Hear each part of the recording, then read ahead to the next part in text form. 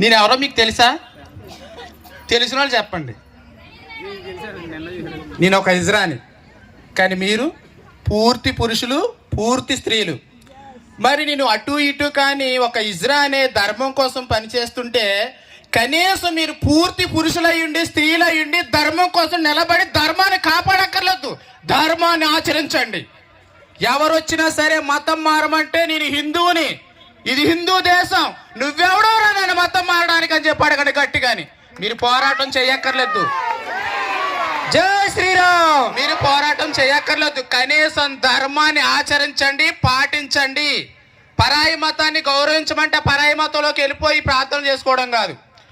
నేను ఒక ఇజ్రాగా మీకు చెప్పాను, కానీ గతంలో నేను ఒక ఎక్స్ క్రిస్టియన్, 8 సంవత్సరాలు చర్చికి వెళ్ళా, కానీ అక్కడ ఏమీ లేదు.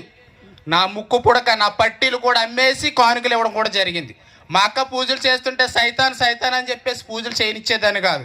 తర్వాత ఒక మహానుభావుడు నాకు ఒక పెద్ద ఆయన చెప్పాడు, నువ్వు బైబిల్ పూర్తిగా చదివి హిందుత్వాన్ని ద్వేషించన్నారు. సరే ఎందుకు అన్నారా అని చెప్పి, అవును దేవుడిదే కదా, చదవాలి చదవాలని చెప్పి ఇంట్రెస్ట్తోని కంఠస్థం పట్టేశా. కనీసం ఒక 10 మంచి మాటలు కూడా లేవు. నాకు అవసరమా ఈ పరాయి దేశం మతం?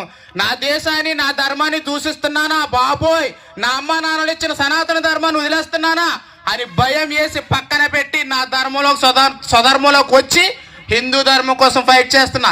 ఎందుకు? సరే నాకెందుకులే అని మారిపోయి నేను మీలాగా ఉండొచ్చు, కానీ మీలాగా ఎంతమంది మారిపోతారో మారనివ్వకూడదు. ఈ దేశం హిందూ దేశం అని చెప్పి కంకణం కట్టుకుని నాకు ఎన్ని ఇబ్బందులు జరిగినా, నన్ను ఎన్ని బెదిరింపులు కావాల్సి వచ్చినా, ఎంత పాస్టర్లు ఎంతమంది బెదిరించినా, ఎంతమంది క్రిస్టియన్లు బెదిరించినా తగ్గేదే లేదంటూ ధర్మం కోసం నిలబడ్డా. జై శ్రీరామ్, జై శ్రీరామ్. ఈ నెలలో ఖచ్చితంగా మన గిరిజన ప్రాంతాలకి ఈ గొర్రెలు మందల కింద వచ్చి మన అమాయకమైన గిరిజనుల్ని, మన హిందూ బంధువుల్ని రొట్టె ముక్కలు, చాక్లెట్లు, బిస్కెట్ ప్యాకెట్లు, రగ్గులు, స్వెటర్లు ఇచ్చి వాళ్ళ సేవ అనే కార్యక్రమం దొంగ పేరు పెట్టుకుని దొంగ ముసుగులో వచ్చి మనల్ని మతం మారుస్తారు. కంపల్సరీగా వాడి గొర్రెడు ఒక పాస్టర్ ఉంటాడు, పెద్దోడాడు, ఆడొచ్చి మన ధర్మాన్ని నాశనం చేయడానికి గొర్రెల తొట్టులో ఉన్న జనాలంతా వేసుకొస్తాడు. ఆ గొర్రెల్ని మనం సింహంలాగా నిలబడాలి. వాడిచ్చే బిస్కెట్లకి, రగ్గులకి మనం కక్కుర్తపడకూడదు. నేను ఉన్నా, ఇప్పుడు మీకు చెప్తున్నా, 50 లక్షలు ఇస్తామని పాస్టర్లు ఆఫర్ పెట్టారు. వాడు 50 లక్షలు అందించి కొనుక్కోగలడు, నా ధర్మాన్ని కొనుక్కోలేడు కదా. జై శ్రీరామ్. అలాగే మీరు కూడా వాడిచ్చే బిస్కెట్లకి, చాక్లెట్లకి కక్కుర్తపడి తీసుకోకుండా, నేను హిందువుని, నీకు కావాల్సి నేనే ఇస్తా, మరి రాముల వారి ప్రసాదం పెడతా, బొట్టెట్టుకు అని చెప్పానండి, దెబ్బకు దొబ్బేస్తారు. కానీ నాకెందుకులే అని అనుకున్నారనుకో, ఉన్నదల్లా ఒకటే దేశం, మన భారతదేశం హిందూ దేశం. పక్కనున్న బంగ్లాదేశ్లో, పాకిస్తాన్లో మన హిందువులకు చోట్లేదు. కుక్కల చేత బతికుండగా మర్మాంగాలు తినిపిస్తున్నారు మగవాళ్ళని. ఈడ్చుకెళ్ళి కొట్టి కొట్టి చెట్టుకి వేలాడదీసి బ్రతికుండగానే పెట్రోల్ పోసి తగలబెడుతున్నారు. నా కొడుకులు పాకిస్తాన్, నా కొడుకులు బంగ్లాదేశ్, నా కొడుకులు ముస్లిం, నా కొడుకులు. ఇప్పటికే అన్ని మతాలు సమానం అంటూ కూర్చుంటే మన పూజలు, మన పండుగలు, మన గుళ్ళు, మన కులం, మన మతం ఏమీ ఉండదు. కాబట్టి చాలా జాగ్రత్తగా వినండి, ఆచరించండి, ధర్మం పట్ల పట్టుదలతో ఉండండి.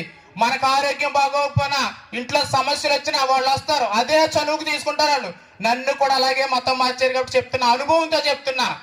ఎటువంటి ప్రార్థన చేయడానికి వచ్చిన ఇంటి పక్కన ఉన్న వాళ్ళు క్రైస్తవులు వచ్చినా సరే, మాకొద్దు, మా దేవుడు గొప్ప, నా రాముడు గొప్ప, నా శివుడు గొప్ప, నీ ప్రార్థన నాకు అక్కర్లేదు.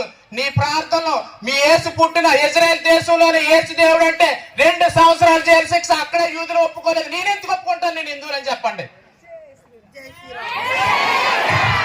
అలాగే